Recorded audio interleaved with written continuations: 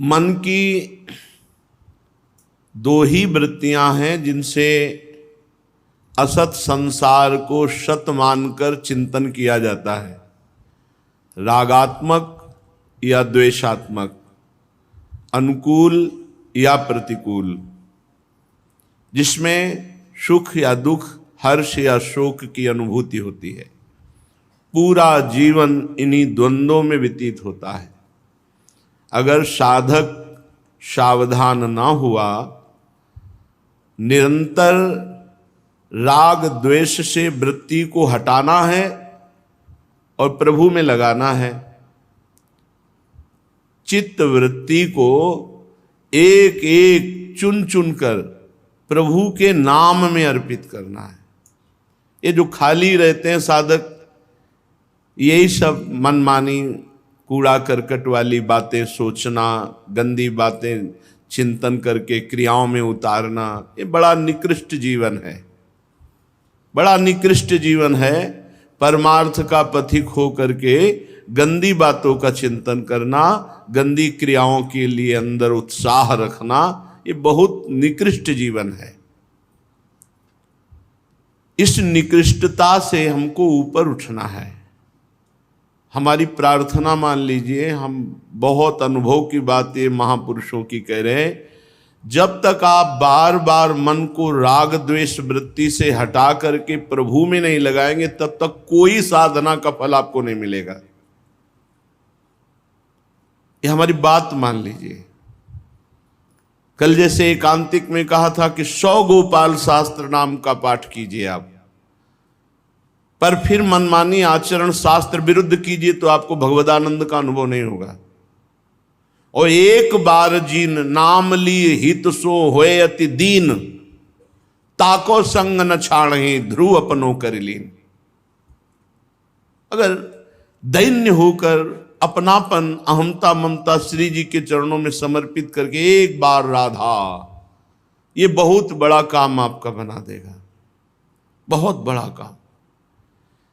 आप बाहरी पाठ किए, बाहरी भागवतिक क्रियाएं किए, आंतरिक चिंतन नहीं संभाला और क्रियाएं गंदी करते रहे, तो बस ठीक ऐसा ही परिणाम समझो जैसे चलनी में गाय दुहने वाले को कभी दूध पीने को नहीं मिलता।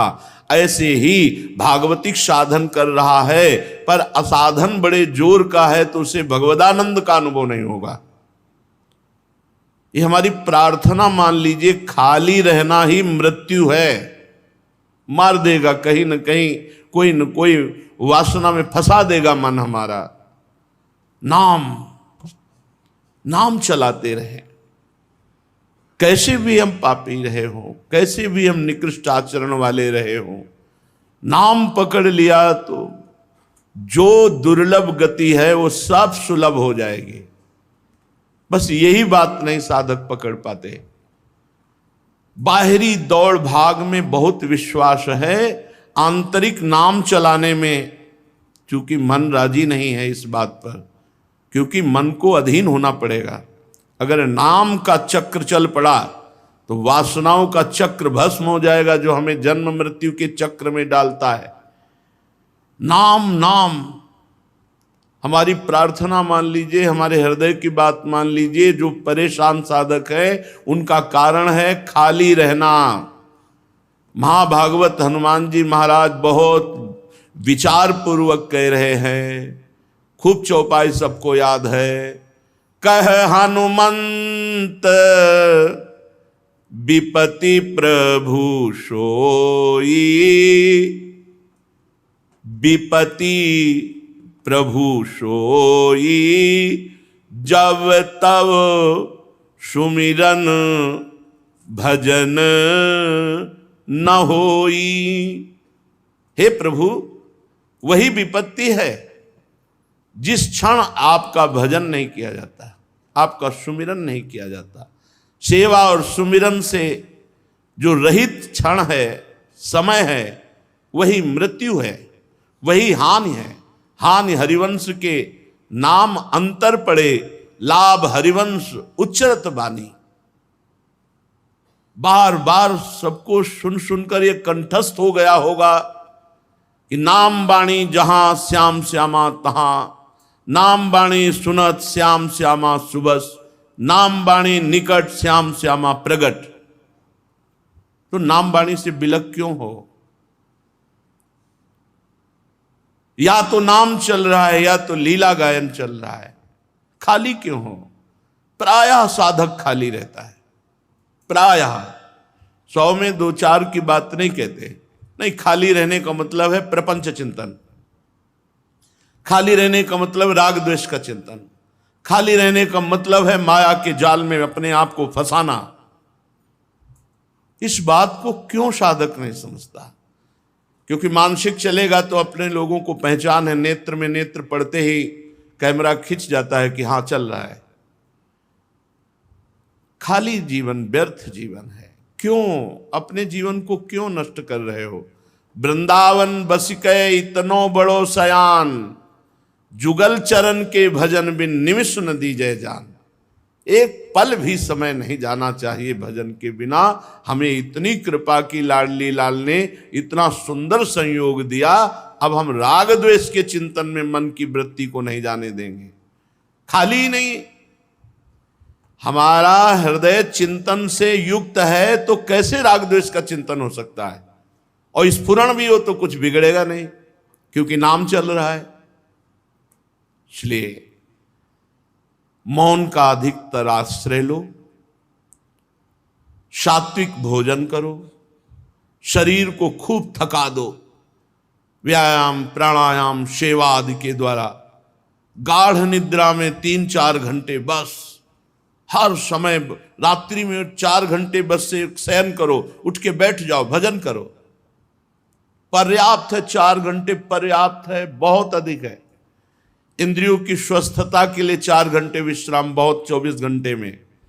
जब 20 घंटे भजन करोगे तो तुम्हारे हृदय में ऐसे ऐसे अमृत की वर्षा होगी कि आप खुद निहाल हो जाओगे। नामामृत, रूपामृत, लीलामृत,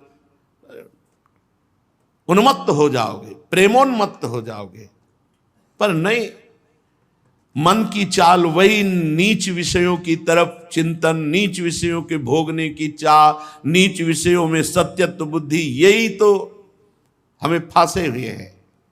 तो जब तक निरंतर नाम नहीं चलाओगे तब तक अंतर पड़ता रहेगा, वो अंतर पड़ता रहेगा तो सत्यत्व भाव जगत में बना रहेगा। इसीलिए महापुरुष जन कह रहे हैं, अपि शुष्क फलादि भक्षयन क्षुधितो निर्झर वाह विवम तृषा, गिरिराज गुहास विश्रामो बस वृंदा विपिने सुखम सखे। अय मित्र, जो रूखा सूखा फल पत्र पुष्प जो भी जहां जैसे अपने उदर में डाल लो, खूब राधा राधा राधा राधा रटो। शरीर को जहां भी शयन करने को मिले, जैसे मिले, वृंदावन का आश्रय ले लो, वृंदावन का वास स्वीकार कर लो। कह रहे गुफा में, कहीं किसी मंदिर में, कहीं भी पड़ रहे, जो रूखा सूखा मिले खा ले, रात दिन भजन करे। मरना है यार, जाना है यहां से, आज नहीं तो कल जाना है, जाना है ना। यहाँ किसी की जागीर थी ना, यहाँ है ना किसी की रहेगी। ये सब व्यर्थ का केवल कल्पनात्मक है, केवल कल्पनात्मक है, कुछ नहीं तुम्हारा। यहां से मरोगे तो शरीर नहीं जाएगा, करोड़ कहां से तुम्हारे साथ चले जाएंगे।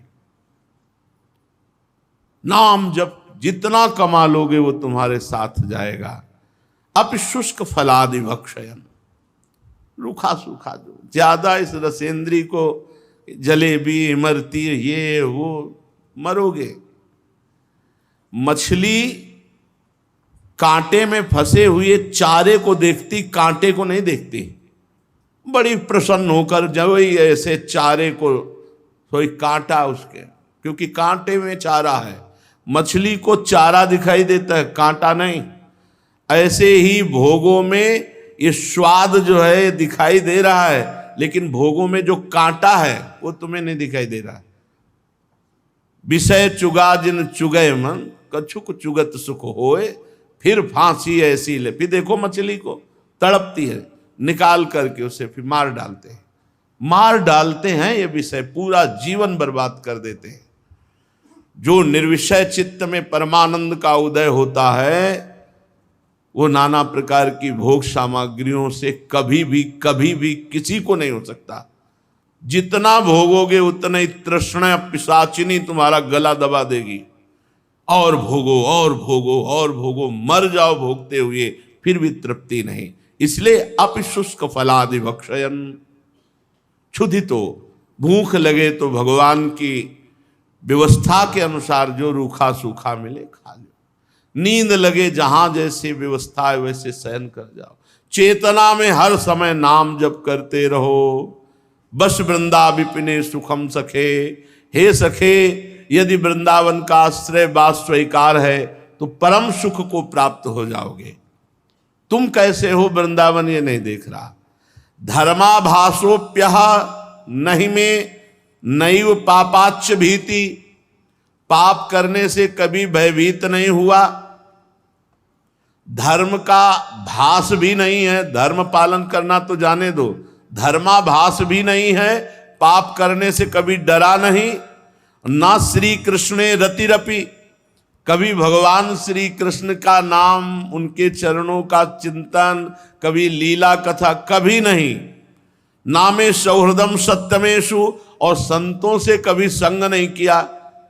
यदि ऐसा पुरुष भी वृंदावन का वास स्वीकार करके राधा राधा रटे, किंत्वन्त्यन्ताहत जन मिमस्व प्रविष्टम कथंचित ज्ञात्वात्यंता गति मवकृत स्वक्रियम यन्न से चेत।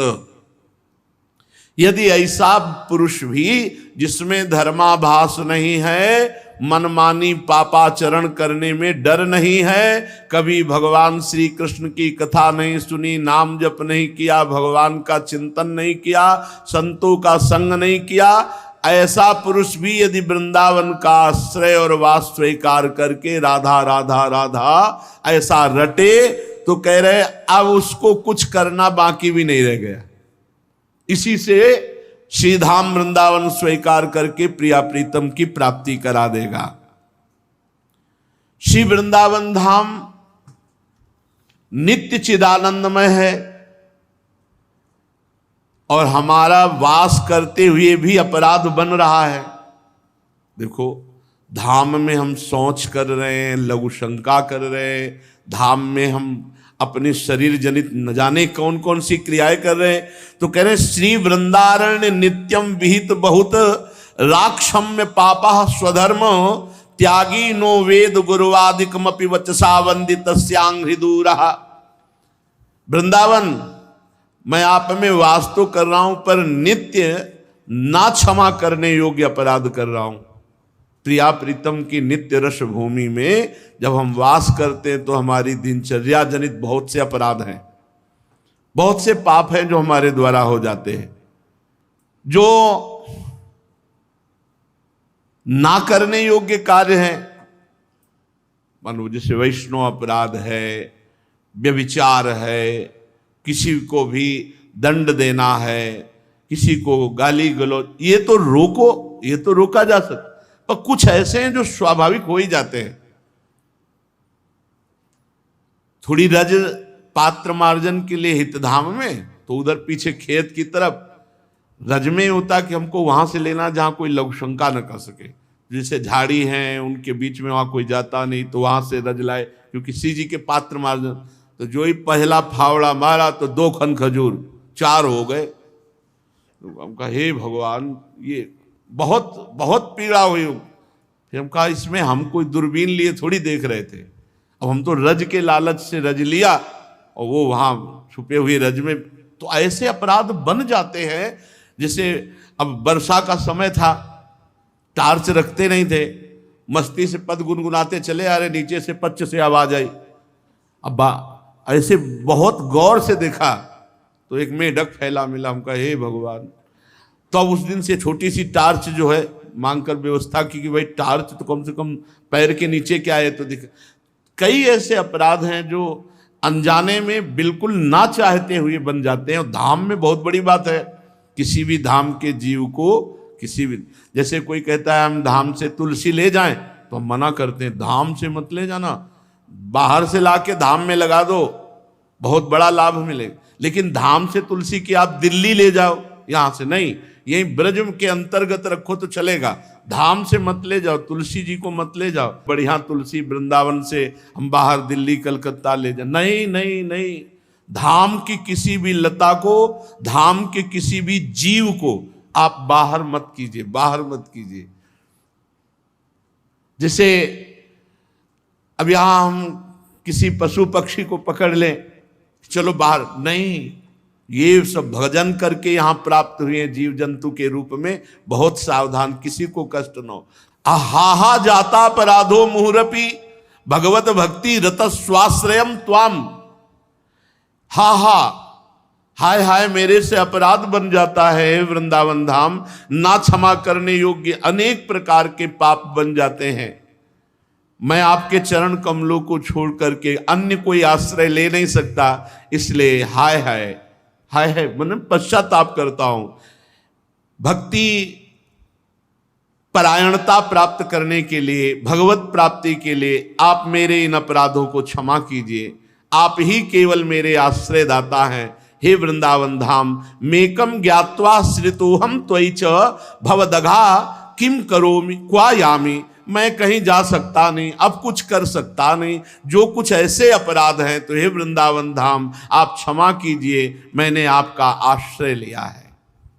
जो जिसका आश्रय ले लेता है वही संपूर्ण भार स्वीकार कर लेता। हमारा आश्रय वृंदावन धाम ने ले लिया, हम सब वृंदावन धाम के आश्रित है। जानबूझकर कोई पाप न करें, कोई धर्म विरुद्ध आचरण न करें। शेष जो हमारे द्वारा ऐसी गलतियां त्रुटियां हो जाएंगी वो धाम अपनी कृपा से सहज में क्षमा करेगा। हमें जानबूझकर किसी जीव को पीड़ा नहीं पहुंचानी, पर कई परिस्थितियां ऐसी हमने देखी, वो परिस्थिति में कुछ उपाय नहीं है, वो होगा जो हो रहा है होगा, कोई उपाय नहीं है।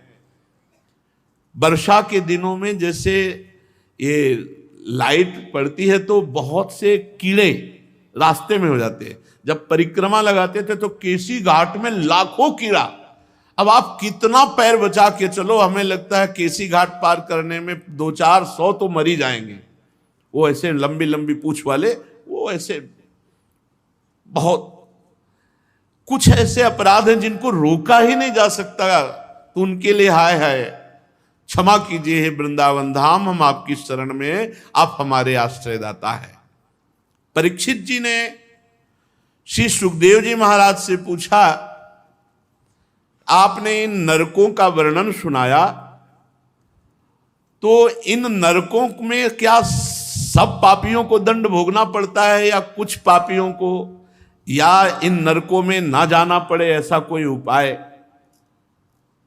भगवान श्री सुखदेव जी ने कहा, परीक्षित, कर्म 3 प्रकार के होते हैं। एक होता है अशुभ कर्म जिसे पाप कहते हैं, एक होता है शुभ कर्म जिसे पुण्य कहते हैं, और एक होता है शुभ अशुभ दोनों से मिश्रित, पाप पुण्य से मिश्रित। तो जो शरीरधारी है वो एक क्षण भी कर्म किए बिना नहीं रह सकता, और जो कर्म करेगा चाहे शुभ हो या अशुभ हो या शुभ अशुभ मिश्रित हो, पाप हो या पुण्य हो या पाप पुण्य मिश्रित हो, उसे अवश्य उसका फल भोगना पड़ेगा। तो कोई उपाय नहीं है कि नरक ना जाना पड़े। पाप कर्म बन गया, अब उसके परिणाम भोगना ही पड़ेगा, कोई उपाय नहीं कि बचा जा सके।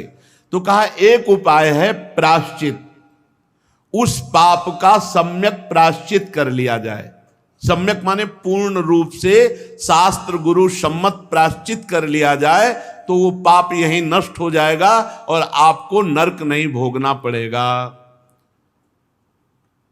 तो कहा कि पाप नष्ट करने के बहुत से अनुष्ठान हैं, तीर्थ याटन आदि बहुत से साधन हैं, पर तप आदि के द्वारा, तीर्थ यातन आदि के द्वारा पाप नष्ट होते हैं, पर पाप की प्रवृत्ति नष्ट नहीं होती। तो जैसे हाथी का स्नान हुआ, बाहर निकला, धूल डाल दिया, तो इस स्नान का फल क्या? वो फिर वैसे ही गंदा हो गया। तो ऐसे ही प्रायश्चित किया और फिर पाप किया तो मतलब क्या रहा?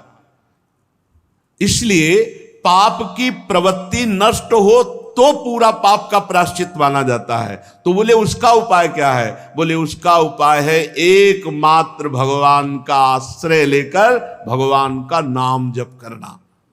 नाम में बड़ी अपार सामर्थ्य है। इस प्रसंग में अजामिल का चरित्र सुनाया श्री सुखदेव जी महाराज ने परीक्षित को।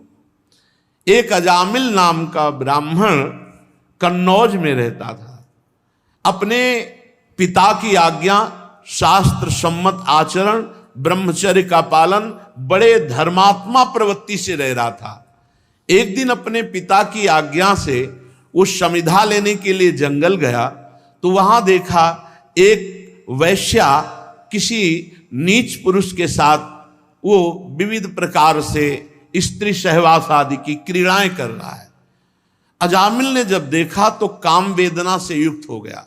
बहुत चेष्टा की अपने को संभालने को। इसीलिए साधक को शास्त्र में लिखा हुआ है पशु पक्षियों को भी मैथुन करते हुए नहीं देखना चाहिए। अगर एक बार दृष्टि पड़ जाए तो दृष्टि हटा लो। फिर मोबाइल में अगर कोई सर्च करके गंदी बातें देखेगा तो वो साधक बना रहे, ऐसी संभावना नहीं। वो साधक बना रहे ऐसी संभावना नहीं, वो भ्रष्ट हो जाएगा। कोई मिले ना मिले वो अकेले ही भ्रष्ट हो जाएगा। देखने का, सुनने का बहुत बड़ा प्रभाव पड़ता है। देखो अजामिल ने देखा मात्र उस व्यभिचारिणी वैश्या को पर पुरुष से समागम करते हुए उसकी इंद्रियां विकल हो गईं। बहुत उसने कोशिश की अपने को रोकने की, नहीं रोक पाया और वो वैश्या का संग कर बैठा। वैश्या पैसे तो सब पिता की पूरी संपत्ति वैश्या के, यहां तक कि वैश्या के साथ 88 वर्ष का बूढ़ा हो गया था, फिर भी वैश्या की आसक्ति, वैश्या के संग रहना, कभी परमार्थ का कोई चिंतन नहीं। एक दिन उसके यहां उपहास करने वाले गांव के लोगों ने साधु मंडली भेज दी। उन्होंने पूछा कोई पवित्र भक्त श्रद्धावान हो जिसके यहां हम आज रात्रि रुक सके। उनका सबसे बड़ा पवित्र हमारे गांव में अजामिल है। उपहास करके भेज दिया। तो संत समागम कभी व्यर्थ नहीं जाता। संतों का दर्शन और संभाषण कभी व्यर्थ नहीं जाता।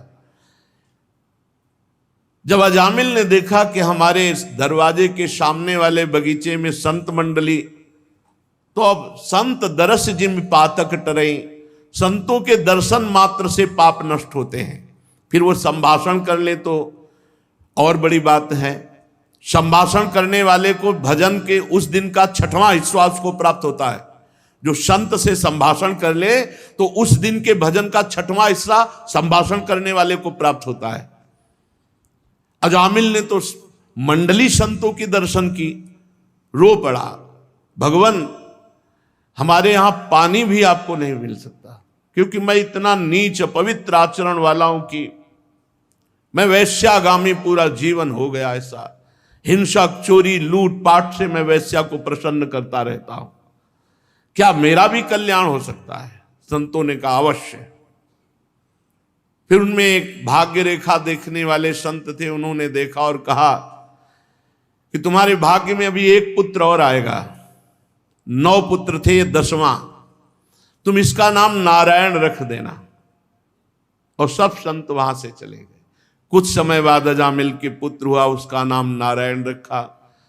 संतों के कृपा प्रसाद से अजामिल की पूरी आसक्ति उस छोटे बालक में। अब वो बालक को ही साथ लेकर के घूमता फिरता, खाता पीता, सोता जागता, हर समय बालक से प्रीति। मृत्यु का समय नजदीक आया तो भगवान यमराज के महान क्रूर कर्मादूत उपस्थित हुए 2। उस भय की अवस्था में अपने पुत्र को वो दूर खेल रहा था, पुकारा नारायण। जे ही नारायण नाम पुकारा कि दिव्य चतुर्भुज रूप धारण की हुई 2 भगवत पार्षद उपस्थित हो गए और यमदूतों की फांस से अजामिल को मुक्त किया और यमदूतों से प्रश्न किया तुम कौन हो? तो उनका मैं भगवान धर्मराज का दूत हूं। तो धर्म का क्या लक्षण है, धर्म किसे कहते हैं? उन्होंने कहा शास्त्र जिसे विधान करता है उसे धर्म कहते हैं, जिसे निषेध करता है उसे अधर्म कहते हैं। महापुरुष जिस मार्ग में चलते हैं उसी को धर्म कहते हैं। क्या सब पापी दंडनीय हैं? तो उनका हाँ, सतोगुण रजोगुण तमोगुण के द्वारा जो भी कर्म किया जाता है, दिन रात दिशाएं, चंद्रमा सूर्य भगवान यमराज, ये सब साक्षी हैं, किसी से पूछने की जरूरत नहीं। उसके किए हुए पाप का या पुण्य का उसको भोगना ही होता है। भगवान के पार्षदों ने कहा कि तुम नीति निपुण एवं धर्म का मर्म जानने वाले यम के दूत हो, पर अभी तुम्हें पूर्ण धर्म का ज्ञान नहीं है। अहो कष्टम धर्म दशाम अधर्म स्पृशते सभाम यत्रा दंडेषु पापेषु दंडो यैर्ध्रियते वृथा। यमदूतो, ये बड़े आश्चर्य की खेद की बात है कि धर्मज्ञों की सभा में अधर्म प्रवेश हो रहा है। यहां निरपराध और अदंडनीय व्यक्ति को दंड देने के प्रयास किया जाता है। जो प्रजा के रक्षक हैं, शासक हैं, परोपकारी हैं, यदि वो प्रजा के साथ विषमता का व्यवहार करेंगे तो प्रजा किसकी शरण लेगी? सत्पुरुष जैसा आचरण करते हैं, साधारण पुरुष वैसा ही आचरण करते हैं। वो सत्पुरुष अपने आचरणों द्वारा साधारण पुरुषों को सत आचरण में लाते हैं। साधारण लोग सत्पुरुषों के चरणों में सर रखकर वो जैसा आदेश करते हैं, जैसा आचरण करते हैं, वैसा ही वो करते हैं। इसलिए सत्पुरुष को चाहिए कि वो कभी विश्वासघात न करे, शास्त्र सम्मत आचरण का उपदेश दे, क्योंकि उन अज्ञानी जीवों ने अपनी आत्मा, अपना गुरु, अपना परमात्मा मानकर उनके चरणों में समर्पण कर दिया है। तो यमदूतों, जिस समय इसने अपने पुत्र के बहाने से ही सही मेरे स्वामी का नारायण ये 4 अक्षर उच्चारण किए, उसी समय इसने अनंत जन्मों के पापों का प्रायश्चित कर लिया। ओहो, एतेनैव रघोनोष्य कृतं स्याद् घनिष्कृतं यदा नारायणायेति जगाद चतुरक्षरम। यमदूतों, जिस समय इसने अंतिम समय में पुकारा नारायण, उसी समय इसने अनंत जन्मों के पापों का प्रायश्चित कर लिया, अनंत जन्मों के पापों से मुक्त हो गया। ये महापापी कहे जाते हैं। स्तेनः सुरापो मिद्धृग ब्रह्महा गुरुतल्पगा स्त्री राज पितृ गोहंता एच पातकिनो परे।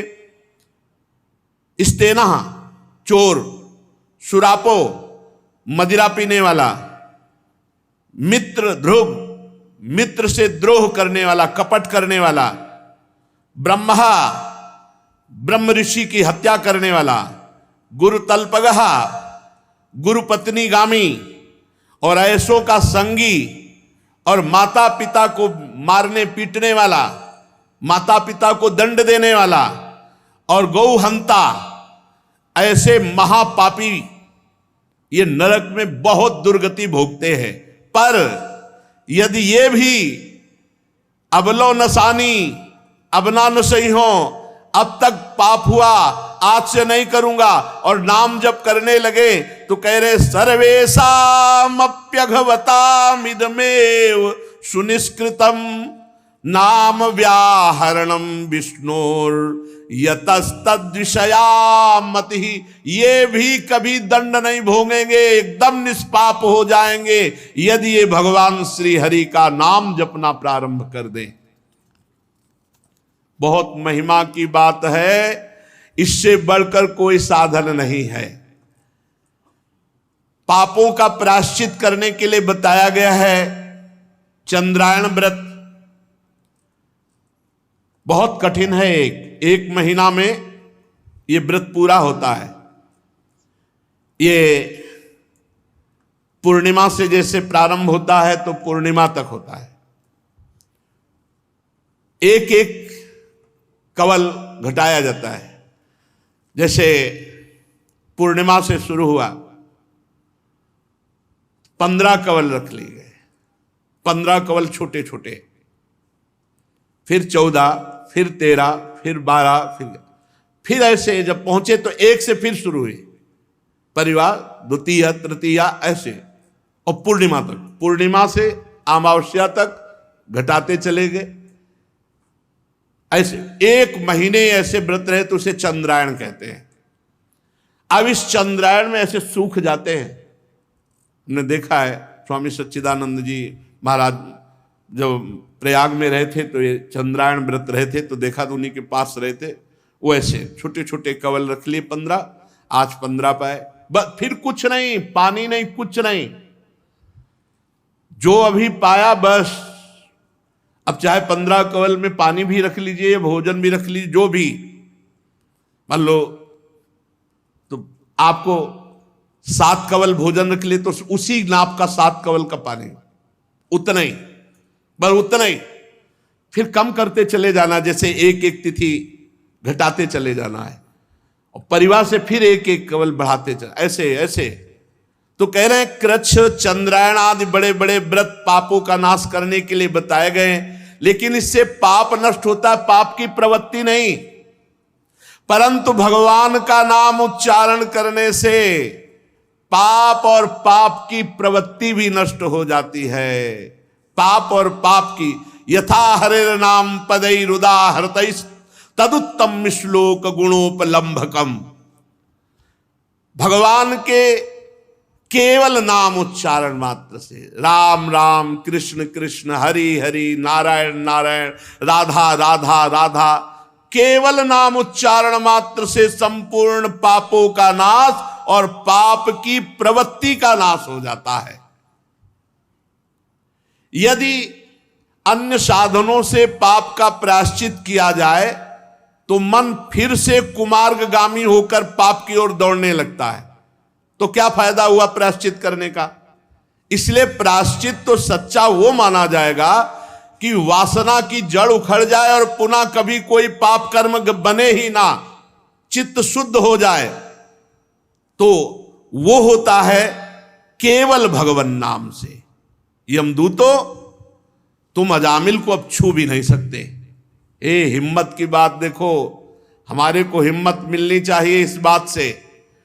पुत्र के बहाने नारायण बुलाया तो भगवान के पार्षद कह रहे तुम छू भी नहीं सकते। अब जब हम श्रद्धा पूर्वक नारायण नारायण बुलाएंगे, हरि हरि बुलाएंगे, राधा राधा, कृष्ण कृष्ण, तो हमको कौन छू पाएगा। यमदूतो, तुम अजामिल को नहीं ले जा सकते, तुम नहीं छू सकते। इसने सारे पापों का प्रायश्चित कर लिया, क्योंकि इसने मरते समय मेरे स्वामी भगवान श्री हरि का नाम उच्चारण कर लिया। यदि अंतिम समय आपसे भगवान नाम उच्चारण ना हो और जीवन भर आप प्रयास करते रहे नाम जपने का, तो हमने संतों से और शास्त्रों में पढ़ा है कि अंतिम समय भगवान उसकी स्मृति बनते हैं, भगवान स्मृति बन जाते हैं। जब बेहोश हैं, कष्ट में बहुत पीड़ित हैं, अब हम बोल नहीं सकते, उस समय भगवान नाम रूप से छा जाते, राधा राधा। जैसे कोई मर रहा है, पशु पक्षी मनुष्य, और आप वहां गए और राधा राधा राधा उच्चारण किया, उसके कान में सुनाई पड़ गया, उसका एक बार कान में शब्द गया राधा, अब उसकी गति बन जाएगी और आपको वो पुण्य मिलेगा जो त्रिभुवन में किसी भी पुण्यात्मा ने किसी पुण्य साधन से वो लाभ नहीं प्राप्त किया, जो लाभ एक जीव को भगवत प्राप्ति कराने से होता है। कभी ऐसा अवसर मिले तो बहुत बड़ा दांव है, जीतना चाहिए दांव। कोई पशु पक्षी मनुष्य मर रहा है, हमें कोई मतलब, नजदीक जाके सुना दिया राधा राधा राधा राधा। अब वो कोई पाप नहीं कर सकता, मरण सैया में जब पधारेगा तब उसका मंगल हो जाएगा, आपको परम लाभ मिल जाएगा। बड़े बड़े महात्मा पुरुष ये जानते हैं कि सांकेत्यम पारिहास्यम वा स्तोभम हेलन में ववा वैकुंठ नाम ग्रहण मशेषाघ हरम विदु। संकेत में राधा राधे ऐसे जैसे किसी को संकेत में, श्री हरिवंश संकेत में पुकारने मात्र से, या परिहास्यम अपने लोग मानो कीर्तन करें, कोई उपहास करे, राधा राधा इससे भी उसका परिहासम, स्तोभम आलाप लेने में, स्तोभ मान आलाप लेने में, हेलन अवहेलना करने के लिए किसी की हंसी उड़ाना, अवहेलना करना, इसमें भी नाम का उच्चारण कर लेना। जैसे कोड़े मारते हैं ठाकुर हरिदास जी को जल्लाद, तो हरिदास जी के श्रीमुख से निकलता है हरि बोल, वो मारते कोड़े कहता है हरि बोल कहता है, तो हरिदास जी मुड़ के देखते हैं और कहते हैं तुम्हारा भी मंगल हो गया, क्योंकि तुम्हारे मुख से 2 बार हरि नाम निकला।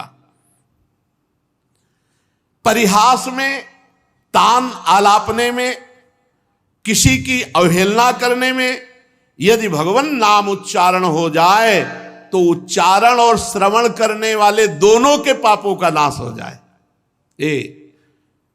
खूब विचार करके, खूब अनुभव करके, संतों की कृपा से तब हम उत्तर देते नाम नाम नाम पकड़ो नाम। जो मनुष्य पतितः स्खलितो भग्नः संदष्टस्तप्त आहतः हरिरित्येव सेनाः पुमान्नार्हति यातनाम।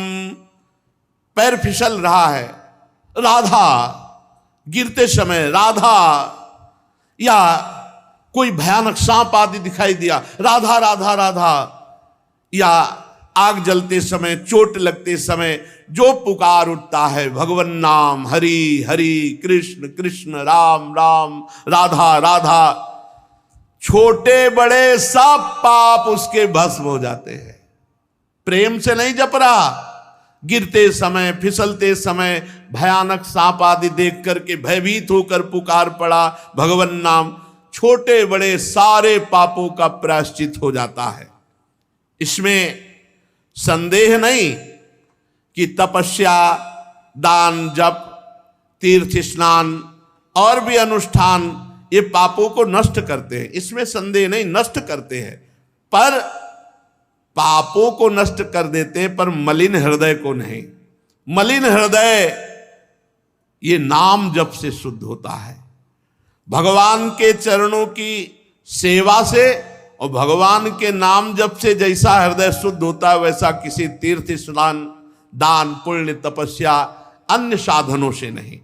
यमदूतों जैसे जान या अनजान में अग्नि का स्पर्श हो जाए तो अग्नि जला देती है, वैसे ही श्रद्धा से, अश्रद्धा से, जान से, अनजान से कैसे भी भगवान के नाम का उच्चारण किया जाए वो सारे पापों को भस्म करके भगवत प्राप्ति करा देता है।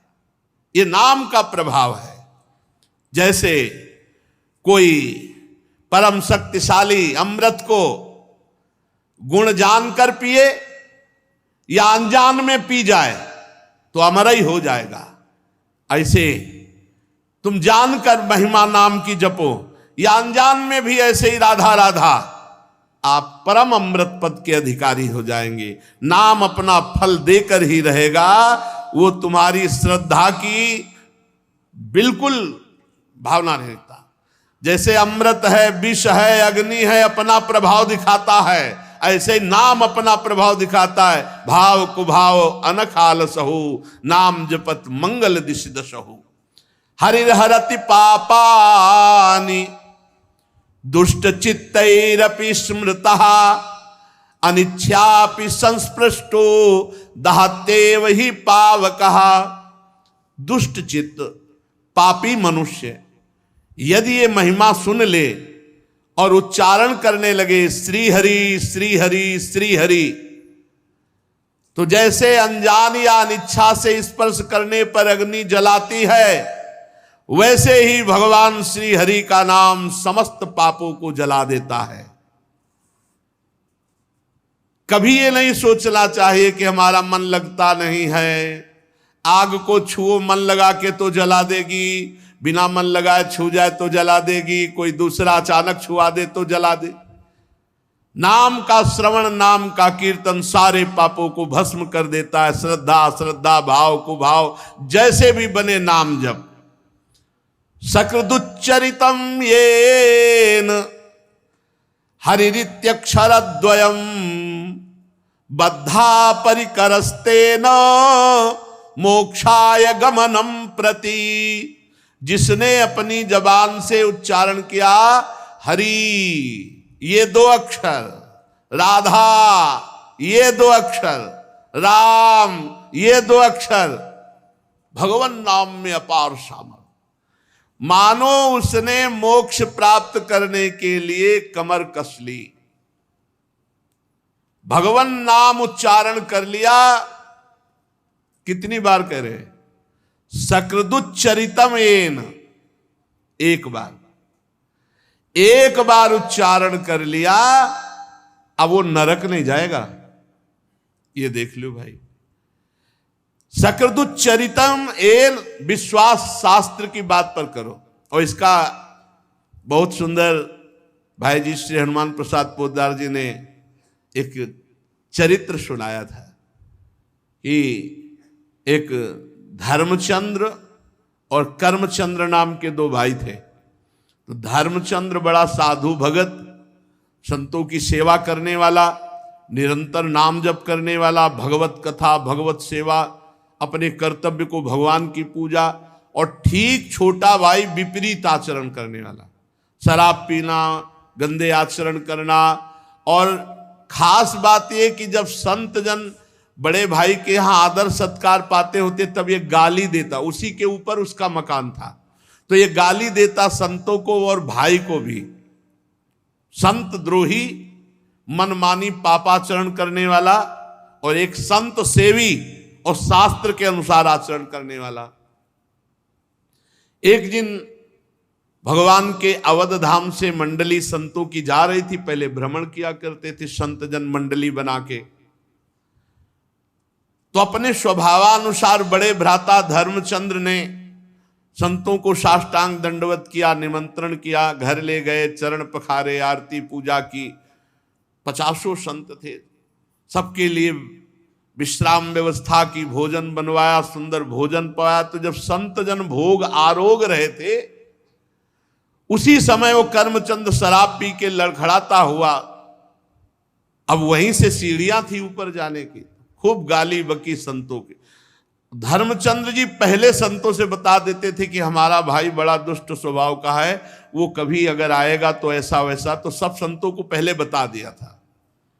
अब वो गाली देते हुए ऊपर शराब के नशे में अपने कमरे में गया।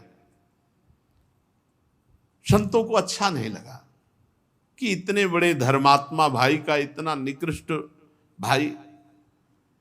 तो जो महंत जी थे उनके चरणों में पड़कर धर्मचंद्र जी ने कहा, क्या मेरे भाई का कल्याण हो सकता है?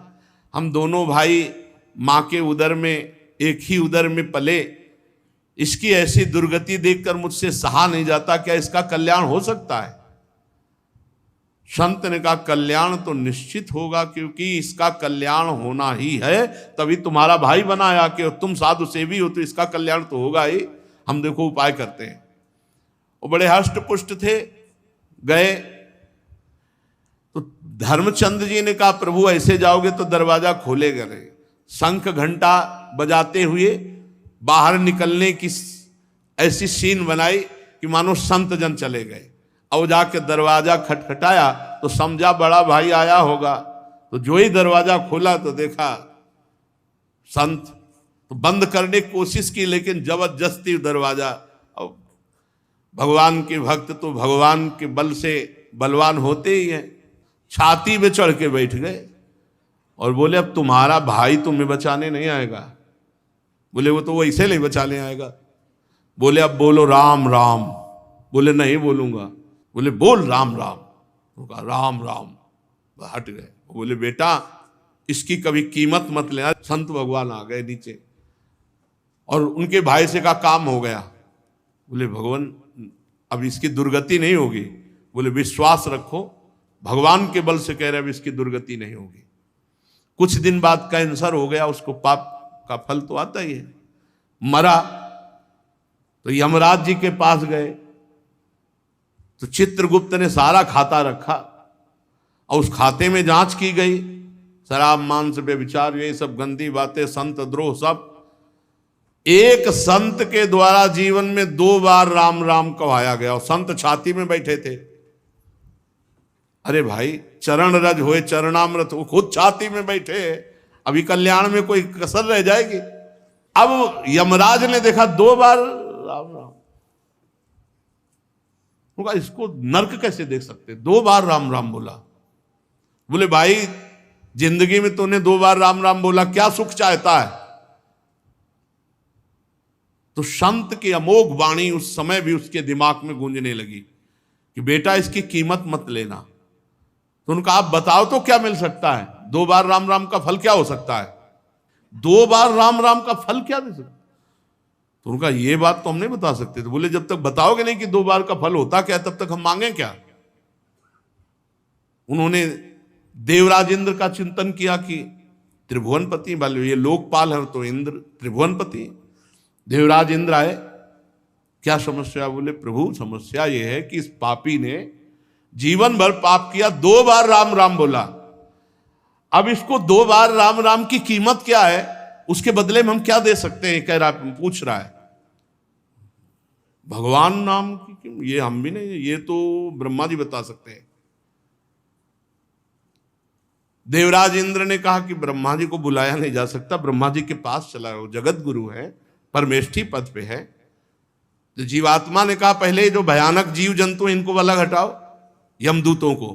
और धर्मराज जी से कहा आप, और देवराज जी से कहा आप थक गए हैं, हम बहुत पिटाई करते रास्ते में लाए हैं, पालकी में बैठा लो और जहां ले चलना ले चलो, नहीं बुला लो यहीं।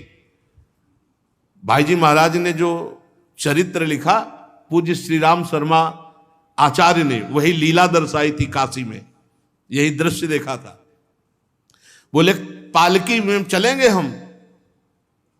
देवराज धर्मराज जी ने कहा कि भाई 2 बार राम राम कहा, समस्या तो बड़ी है, बैठा लो। आगे देवराजेंद्र, पीछे धर्मराज। ब्रह्मा जी ने कहा आज तक तो ऐसी अगवानी हमने किसी ऋषि मुनि की नहीं देखी कि देवराज इंद्र पालकी पकड़े और धर्मराज पकड़े, कौन महानात्मा है? बोले प्रभु महात्मा नहीं है, ये दुरात्मा है, जीवन भर पाप किया है, शराब पिया, व्यभिचार किया, मांस खाया है सब, और 2 बार संत के द्वारा राम राम कहाया गया। तो ये पूछ रहा है राम नाम की कीमत क्या है 2 बार की? ब्रह्मा जी भी ऐसे करने लगे कि राम नाम की कीमत, ये मलिन माया त्रिभुवन को जो रचती है भगवान के नाम की बराबरी थोड़ी कर सकती है। तो ब्रह्मा जी ने कहा ये निर्णय तो देवाधिदेव महादेव जी कर सकते, क्योंकि हर समय वो डूबे रहते हैं भगवान नाम में, भगवत प्रेम में। चला जाए कैलाश, अब तो बड़ी शीतलता, ब्रह्मा जी चल रहे हैं साथ में, देवराज इंद्र धर्मराज, पालकी में बैठा जीवात्मा। देवाधिदेव महादेव जी ने कहा प्रभु ये कौन सा महान पुरुष है जिसके आगे आगे ब्रह्मा जी देवराज इंद्र? बोले प्रभु घोर पापी, 2 बार राम राम बोला संत के कहने से, तो प्रभु इसको क्या फल होता है राम? तो भगवान शिव ने कहा फल पूरा तो नहीं बता सकते, कुछ महिमा बता सकते हैं। रा बोल करके हलाहल विष समुद्र मंथन का निकला, उसे पी गए और मां कह के गले में रोक लिया।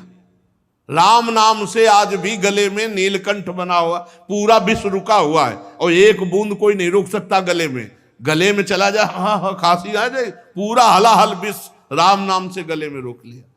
और काशी में जो मरता है इसी नाम से, हम तारक मंत्र यही, इसी से मोक्ष पदवी।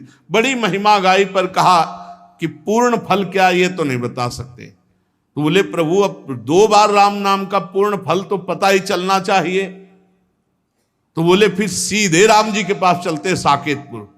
महादेव जी, ब्रह्मा जी, देवराज इंद्र, धर्मराज और जीवात्मा भगवान के साकेत धाम गए। राम जी ने देखा वाह वाह, विश्व के संभान विभूतियां कैसे प्रभु। बोले प्रभु समस्या है कि जीवात्मा महान पापी, ये 2 बार आपका नाम लिया राम राम संत के कहलाने से। भगवान ने कहा पहले लाओ इसको। हमारी गोद में बैठा लो। भगवान साकेत धाम में सियाजू पार्श्व में विराजमान, हनुमान जी चरणों में, और उस जीवात्मा को अपनी गोद में बैठाला और कहा, भाई कोई तपस्वी आज तक ऐसा नहीं देखा जैसा आप लोग लाए हो इसको, और आज ये हमारी गोद में बैठा है। हम सब तपस्या साधनाओं का फल दे सकते, लेकिन ये तुम महिमा देख लो, लेकिन महिमा पूरी क्या है राम नाम की कीमत ये हम भी नहीं कह सकते। कहूं कहां लगी नामो बड़ाई, राम न सकही नाम गुण गाई। भगवान ने कहा इसे साकेत में छोड़ दो, जाओ। और सब वापस हो गए, लेकिन 2 बार राम राम कहने वाला भगवान के साकेत धाम में वास किया। तो यहां कह रहे सकृदुच्चरितम येन हरिरित्यक्षरद्वयम बद्धा परिकरस्तेन मोक्षाय गमनम प्रति। एक बार ये बोल दिया हरि राधा राम कृष्ण कुछ भी भगवान नाम।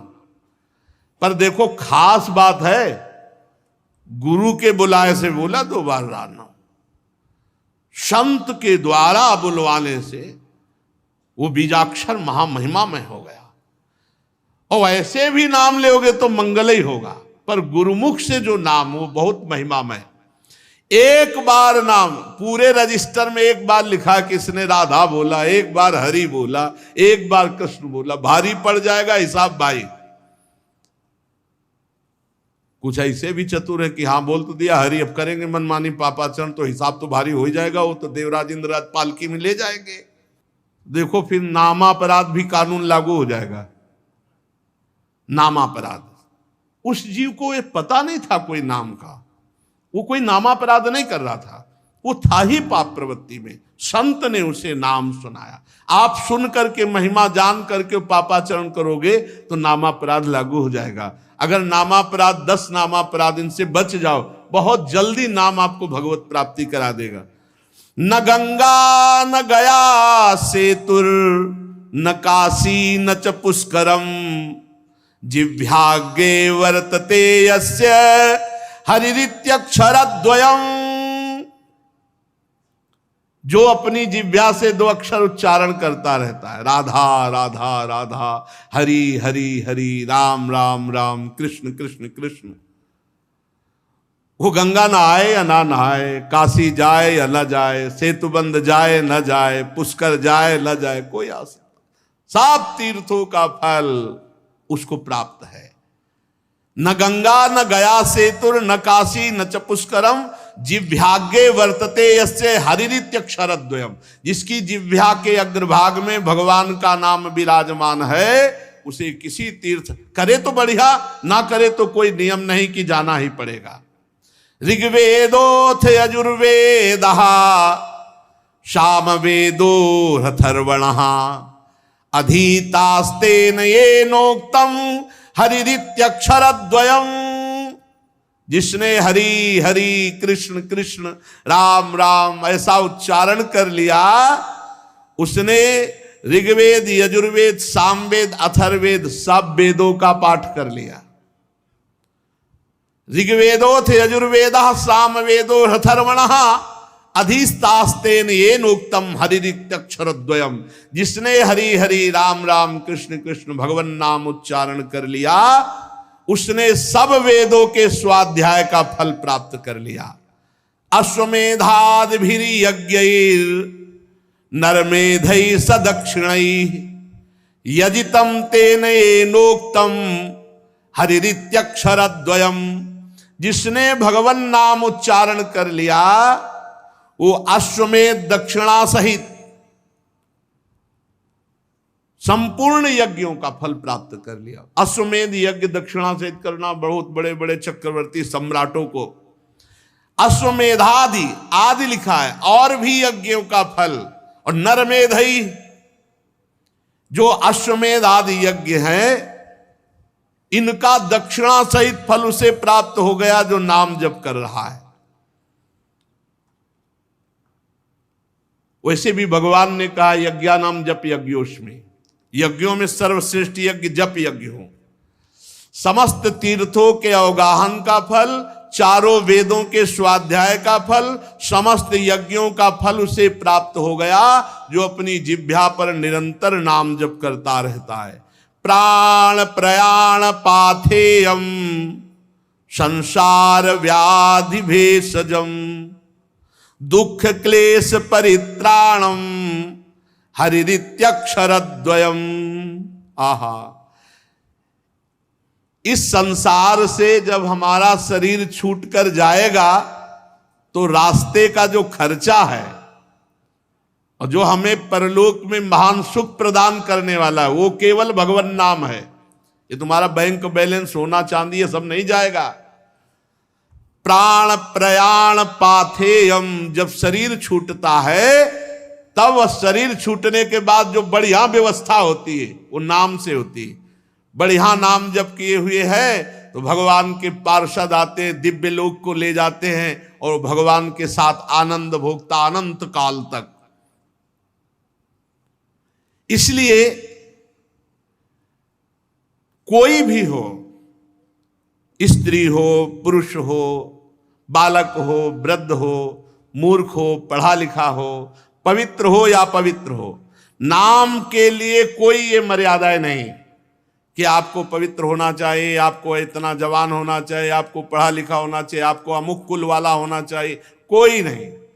इसमें कोई भी हो, पुरुष नपुंसक नारीवा जीव चराचर कोई, सर्व भाव भज कपट तज मोहि परम प्री सोई, प्रभु कह रहे। तो यहां यत्र तत्रानुकुर्वन्ति विष्णुर्नामानुकीर्तनम सर्व पाप विनिर्मुक्तास्ते पियांति सनातनम। कोई भी हो जो भगवान श्री हरि का नाम जप करेगा सब पापों से मुक्त होकर परम पद को प्राप्त करेगा। भगवान के नाम में ही एक छूट ऐसी है, इसमें पवित्र और अपवित्र का न देश काल नियमः शौचा अशौच विनिर्णयः परम संकीर्तना देव राम रामेति मुच्यते। भगवान का नाम उच्चारण आप कहीं भी कर सकते हैं। शौचालय में भी आप अंदर अंदर नाम जप करें। अगर शौचालय में मृत्यु हो गई तो वहां भी। तो अपवित्र और पवित्र इसमें भेद नहीं है नाम में। गच्छस तिष्ठन स्वपन वापी पिबन भुंजन जपस तथा। चल रहे हैं या बैठे हैं, खा पी रहे हैं, हर स्थिति में कृष्ण कृष्णेति संकीर्त मुच्यते पाप कंचुकात। जो अपनी जिह्वा से कृष्ण कृष्ण कृष्ण कृष्ण ऐसा उच्चारण करते सारे पाप नष्ट हो जाते हैं। कृष्णेति मंगलम नाम यस्य वाचि प्रवर्तते भस्मी भवन्ति सद्यस्तु महापातक कोटया। जिसकी जिह्वा श्री कृष्ण श्री कृष्ण श्री कृष्ण ऐसा नाम उच्चारण करती रहती, कोटि कोटि महापाप भस्म हो जाते हैं नाम के प्रभाव से। सर्वेषामपि यज्ञानाम लक्षणानि व्रतानि च तीर्थ स्नानानि सर्वाणि तपास्य नशनानि च। सारे यज्ञों का फल, लाखों व्रतों का फल, संपूर्ण भारत के तीर्थ स्नान का फल, संपूर्ण तपस्या उपवासों का फल, वेद पाठ और पृथ्वी की प्रदक्षिणा, ये सब मिलाए जाए तो भी कृष्ण नाम जापक की समानता नहीं कर सकते। ओहो, सर्वेषामपि यज्ञानाम लक्षणानि व्रतानि च तीर्थ स्नान सर्वाणि तपास स्नान च वेद पाठ सहस्राणि प्रादक्षिण्यम भुवा शतम कृष्ण नाम जपस्यास्य कलाम नारंति षोडशीम। कृष्ण नाम जापक की 16वीं कला के बराबर भी ये सब नहीं हो सकते। इतनी महिमा भगवान नाम की है। किसी भी तरह से भगवान नाम जपने में हमारी प्रवृत्ति हो जाए वो चिदात्मा प्रभु को प्राप्त कर लेगा। पाप नष्ट होने की तो बात क्या। श्रुत्वा नामानि, मानो एक जप रहा कीर्तन कर रहा है, एक सुन रहा है, दोनों को परम गति होगी। बिल्कुल डरने की बात नहीं। सब साधनाओं का सार नाम जप क्या जाता है। धीरे धीरे पहले वाचिक जप होता है, राधा राधा राधा राधा राधा राधा, फिर उपांशुक होता है, फिर मानसिक होता है। उपांशु जब होने लगे तो समझना चाहिए अंतःकरण काफी पवित्र हो चुका है। फिर मानसिक पकड़ लिया तो फिर मन को परम पवित्र होना ही है। पहले वाचिक शुरू करे, यद जिह्वाग्रे वर्तते नाम तुभ्यम। भगवान शंकर जी पार्वती जी से कहते हैं, हे शिवा, ईशोहम सर्व जगताम नाम नाम विष्णोर ही जापका सत्यम सत्यम बदाम्येव हरिर नान्या गतिर नरणाम। मैं संपूर्ण जगत का स्वामी हूं। हे शिवा, मैं संपूर्ण जगत का स्वामी हूं, पर मैं भगवान का नाम जप करता रहता हूं। मैं तुमसे सत्य सत्य सत्य कहता हूं, भगवान नाम को छोड़कर जीवों के लिए अब और कोई गति नहीं है। नाम जप। वैसे भी सतयुग में ध्यान से, त्रेता में यज्ञ से, द्वापर में अर्चा पूजा से, कलयुग में केवल भगवान नाम से भगवत प्राप्ति। चहु जुग चहु श्रुति नाम प्रभावो, कलि विशेष नहीं आनो पाओ। एकादपि एक बार नाम का भी उच्चारण तुम्हारे जीवन को मंगल यात्रा प्रारंभ करा देगा।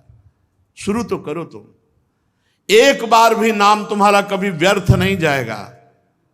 तुम्हारे जीवन की मंगल नींव, तुम राधा बोले कृष्ण बोले, तुम्हारे मंगल भवन की नींव पड़ गई। अब तुम्हारा जीवन महाआनंदमय हो जाएगा।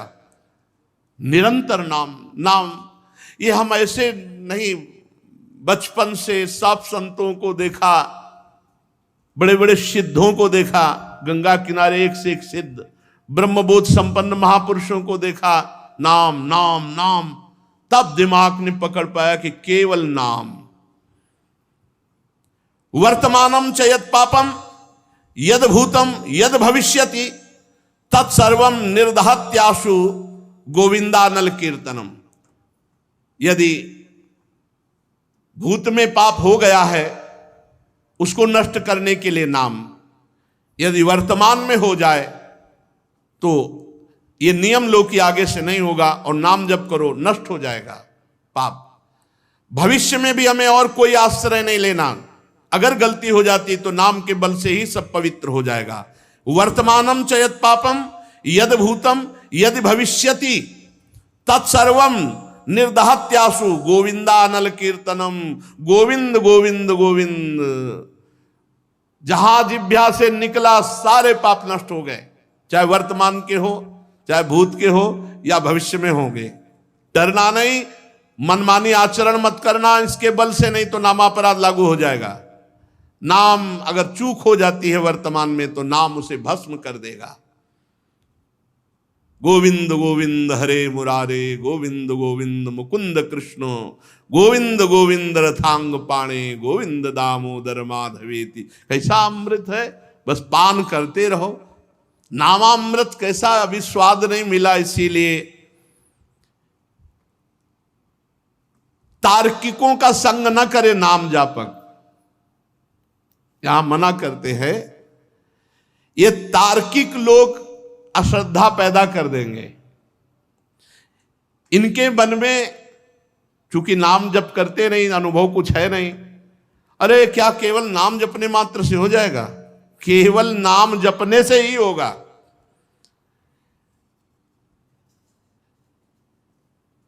ये जो तार्किक लोग होते हैं, ये शराब की बोतल की तरह होते हैं। जैसे शराब की बोतल में चाहे जितना गंगा जल भरो हो, देव में चढ़ाने लायक नहीं रहती। अगर तर्क छोड़ करके सरल में हो जाए, धारा में बोतल को फेंक दो, अब उसका अस्तित्व ही खत्म हो जाएगा। ये तर्क छोड़कर यदि ये भी नाम जप करे तो इनका मंगल हो जाएगा। इसलिए यहां कह रहे हैं तार्किक पुरुषों का संग न करें। ये जो नाम में अश्रद्धा पैदा कर दे, ऐसे नास्तिकों, ऐसे तार्किक पुरुषों का संग न करें। जो नराधम नाम की अवहेलना करते हैं, नाम में अर्थवाद की कल्पना करते हैं, ऐसे लोगों का संग त्याग कर दे, जो नाम की महिमा सुनकर नाम जपने के लिए उत्साहित हैं। धन्यवाद है, उनके दुखों का अंत होने वाला है। ये महिमा सुनकर जिनके मन में बात आ गई कि आज से बस नाम ही जप करेंगे, अधिक से अधिक नाम जप करेंगे, तो कह रहे हैं वो धन्यवाद का पात्र है। उसके सारे पाप नष्ट होकर वो दुख को मिटाकर भगवान के प्रेम में डूबेगा।